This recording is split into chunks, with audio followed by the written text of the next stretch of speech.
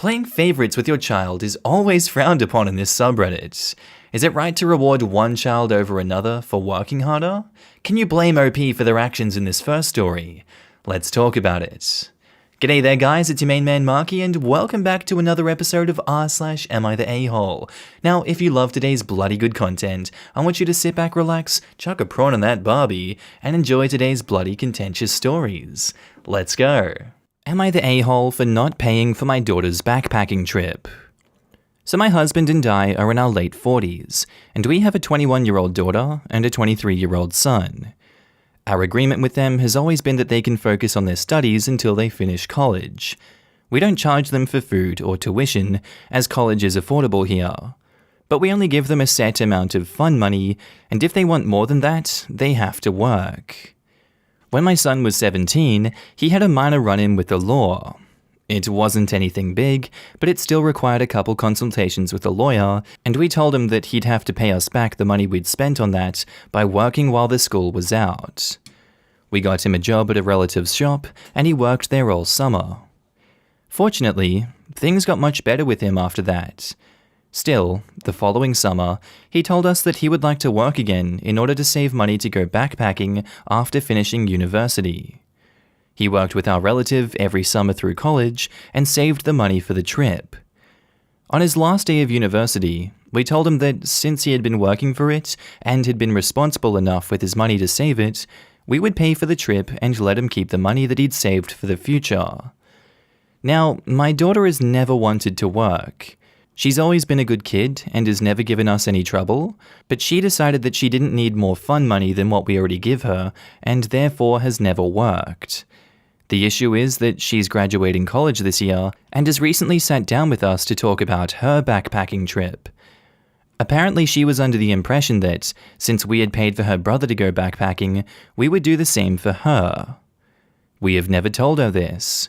We tried explaining that we only paid for a backpacking trip for her brother because he worked for it and had saved enough money for it. She, on the other hand, has never done anything for the money. We told her that if she started working this year and managed to save the money, we would pay for her to go backpacking next summer. However, she told us that she wanted to go this summer because this was the summer after college and all her friends were planning on it already. We told her that was out of the question because we wanted to see that she was responsible with her money before paying for such a big trip and that she had to work for it. She got super angry, called us all sorts of names, accused us of favoring her brother, and even brought my parents into this, trying to get them to change my mind. They, my parents and my daughter, seem to think that the fact that she won't have any money saved up after this, unlike her brother, is already punishment enough for not working, and that it would only be fair if we paid for her to have the same experience that her brother did. I talked to my husband about this, and now we feel kinda bad, but at the same time, we want to teach her that she has to work for things. So am I the a-hole for not paying for her trip? Edit to clarify, some people seem to think that some extra information is important. So to clarify some things, my daughter knew that we paid for my son's trip because he worked and saved the money for it. She was present when we told him. She also never told us that she wanted to go backpacking or otherwise have a trip. We obviously intended to do something like that for her too, under similar conditions, but we were unaware she also wanted to go until she brought this up. Look, in all honesty, she's aware of the situation. She knew he was getting special treatment because he did a special thing, which was work, and she didn't work. I honestly agree with your parenting strategy here. I don't think you're doing the wrong thing. I think encouraging her to work for a year and show that she has the work ethic for it is fair enough, and that's good parenting in my opinion. So I can't help but give you not the a-hole for this one. I think this is a fair and balanced solution, and I don't think it leaves your daughter out. Now in the comments, Screw You Gallon says, "No good deed goes unpunished." I'm honestly not sure, but I think she has a point. You rewarded your son for getting his life together, but because she's never failed to live up to expectations, no trip for her. I think I'm going to go no a-holes here. SD Rose 29 replies to that, but they didn't reward him for his misbehavior. He worked for one summer to pay back his parents. He then decided to continue to work to save for the trip. He didn't know they were going to pay for the trip. Had the parents not paid for the trips, he would have gone on the trip. She still would not be going on the trip. What they did was award his good behavior by working hard and saving. My one question is, when they decided to pay for the brother's trip, did they let the daughter know the only reason they paid was because he would already afford to go, but wanted to give him an award for his hard work? Or did she just see them pay for his trip, then she would assume that they would pay for her trip without knowing the other information? And Chimerical Trainer replies to that, they didn't purposefully reward him for his misbehavior, but that's how it ends up looking. To start with, they got him a job at a relative's shop, so he was probably working for someone he knew and who treated him right. He probably had decent hours, and the work was at least potentially setting him up for the future, versus, for example, a job at McDonald's or The Gap, where you might have a crappy boss and crappy hours, and retail and fast food jobs are super devalued on your resume. So he got a pretty soft landing, relatively speaking, for his screw-up. And while it's great that he kept working, the hardest thing is to make that initial leap into the working world. Or at least, that was my experience, when you don't strictly have to. So I completely understand why his sister didn't choose to do that. She didn't have to, he did. In some ways, that made things easier for him. Plus, there's no guarantee that there was a place for her in the family business, so it's not like they necessarily even had the same choices in front of them. Brother was already slated to experience the natural reward for his hard work. He was going to be able to use his own money to go on a trip. His parents, for whatever reason, decided that he deserved a reward above and beyond the money he earned by working. This, to me, is where it starts to feel like favoritism. They could have just done nothing, and he could have used the money he already had to buy himself a trip. Instead, they chose to reward him for choosing to work and being responsible, because he saved up, even though blowing all of your money on a big trip isn't exactly the soul of responsibility. And then their daughter, who chose to focus on her studies and staying out of trouble, isn't rewarded likewise for her hard work in her classes, because, to me, this is like if you ask your kids if they want to mow the lawn for extra money, and they both say no, and then one day you make one of them do it as a punishment, and they decide it's not so bad, so they keep doing it. And then at the end of the summer, you give them a reward. The only reason they got started in the first place was because they were bad when their sibling was good. So if you give them an extra reward above and beyond what they earned mowing, it definitely does feel like you're rewarding them for being bad, because the money they earned was already a reward for doing the work. It definitely feels like a bait and switch. Like the parents said all along, this is a perfectly acceptable choice. And then afterwards, they reward the other sibling for not making that choice. Like, maybe she would have done something differently if she'd known she'd be treated differently because of it. And Hey It's Sunny says, it reminds me of school in the UK, where the bad kids were rewarded for being good, while the good kids received no recognition in any aspect.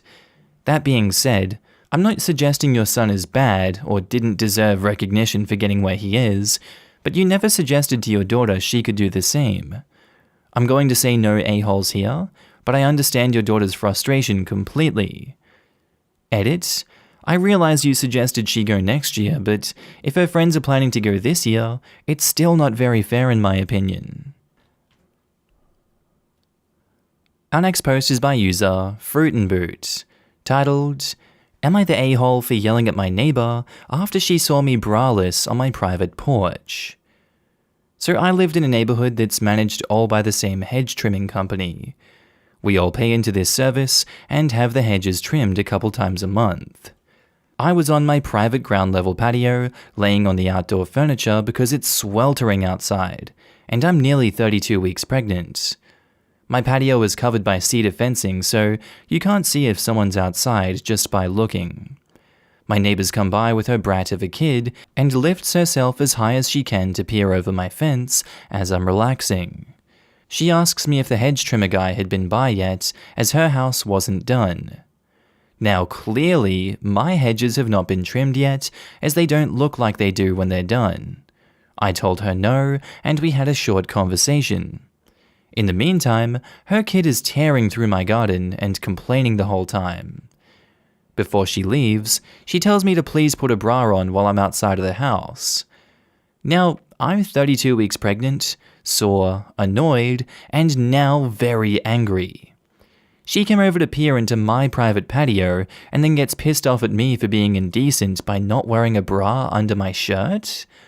I was very upset, so yelled at her to leave my patio and that I don't want her to come over unannounced ever again.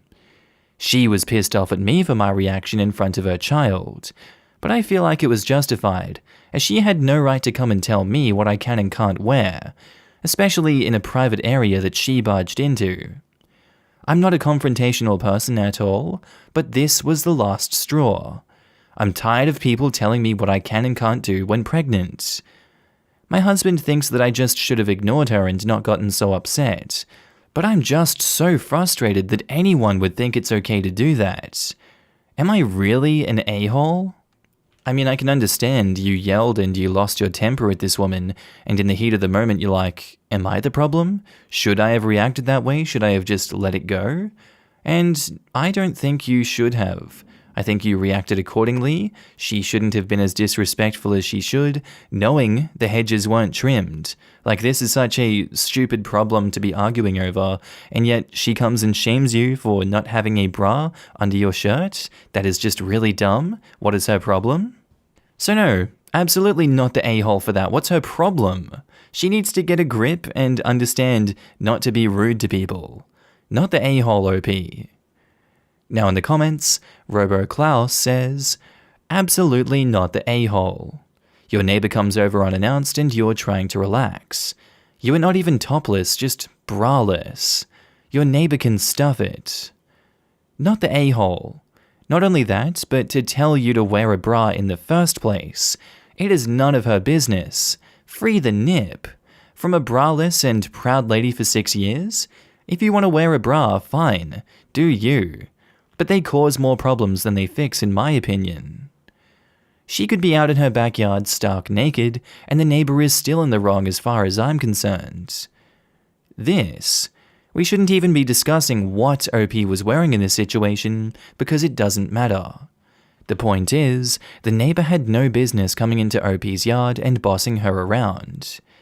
She has no business telling anyone to put on a bra in any location unless she works for HR and is responsible for the dress code at work.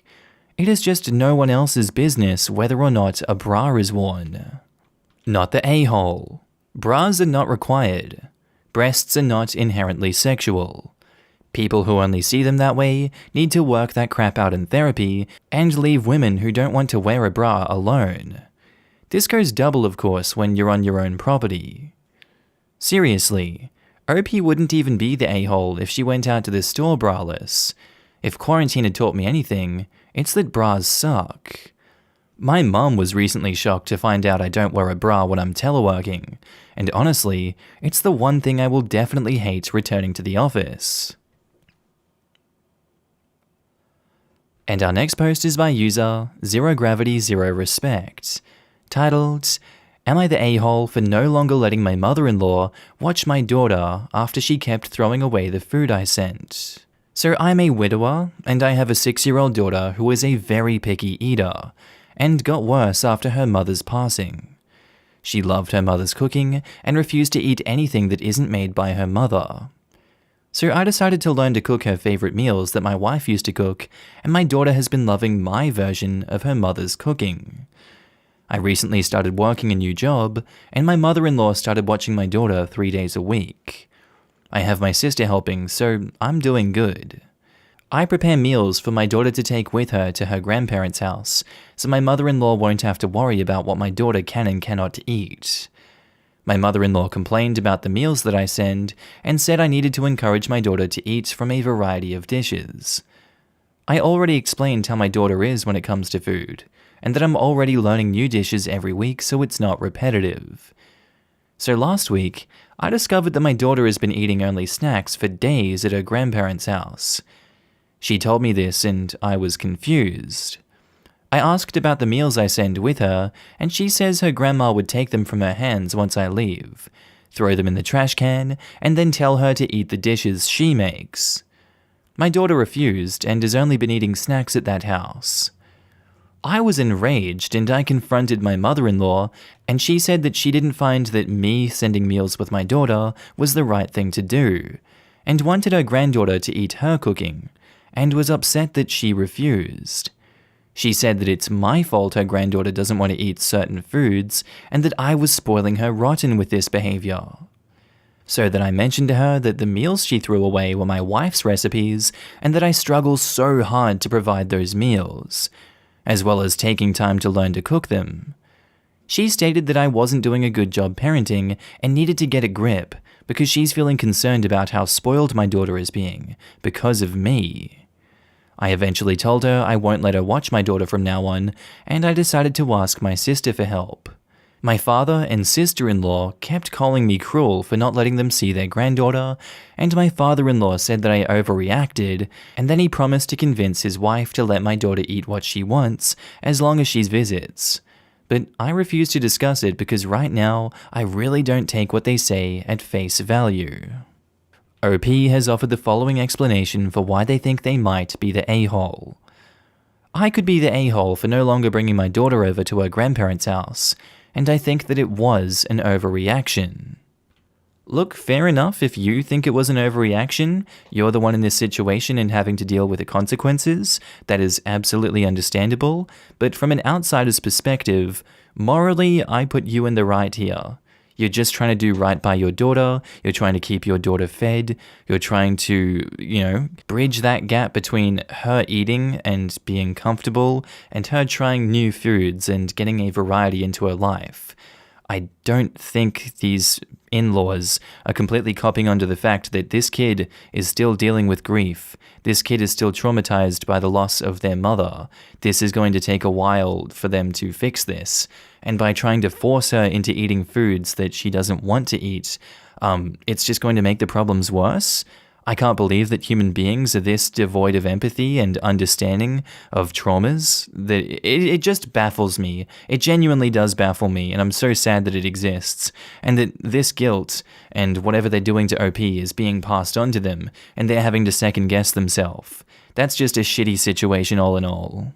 Look, OP, I'm sorry that you're dealing with a situation like this, and I do hope you all the best.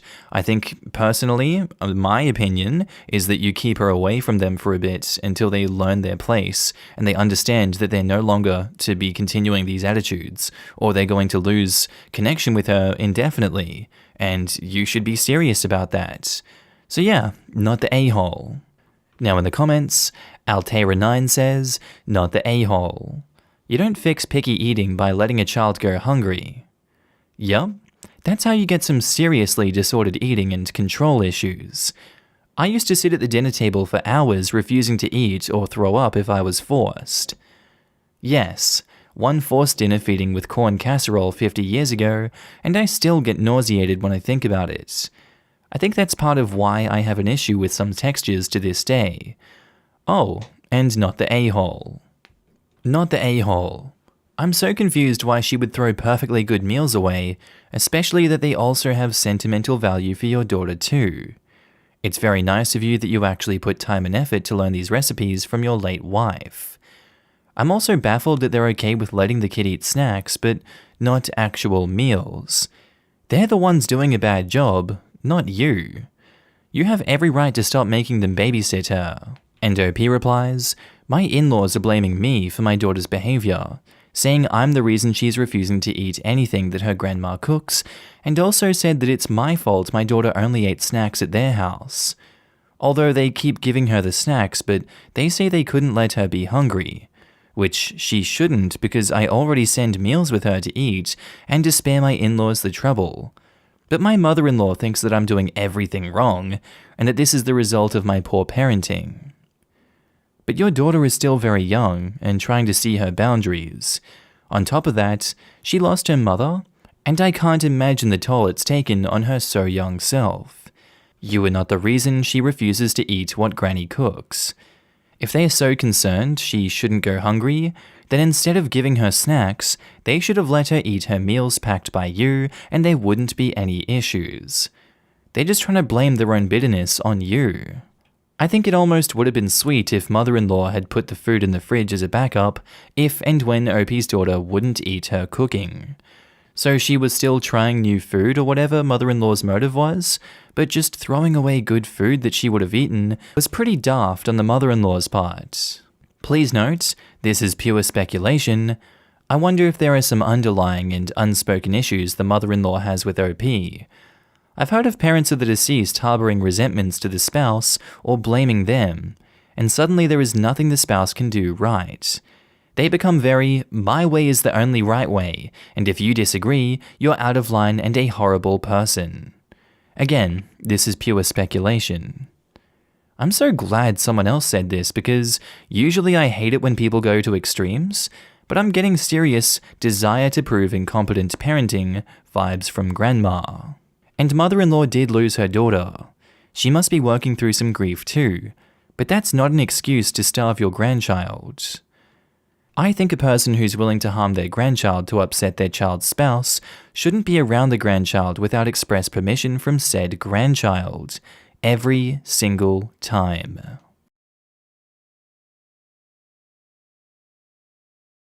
Alright guys, that's the end of the video. Friendly reminder that I'm now posting daily on my second channel, Markee 2. If you want to laugh at memes with me, link is down in the description below. On phone, you just click that little arrow underneath the video. I also want to say thank you to all my channel members and Patreon subscribers. Your names are currently floating down the screen here, and I love to see all of you guys. Thank you for joining me on this journey. Thank you for supporting me. I really appreciate it. If you see yourself on screen, I want you to give yourself a big pat on the back for being amazing as always, and thank you for supporting me again. I do hope that you guys have a good day, night, sleep, whatever it is you're up to. I'll see you in the next video. Bye.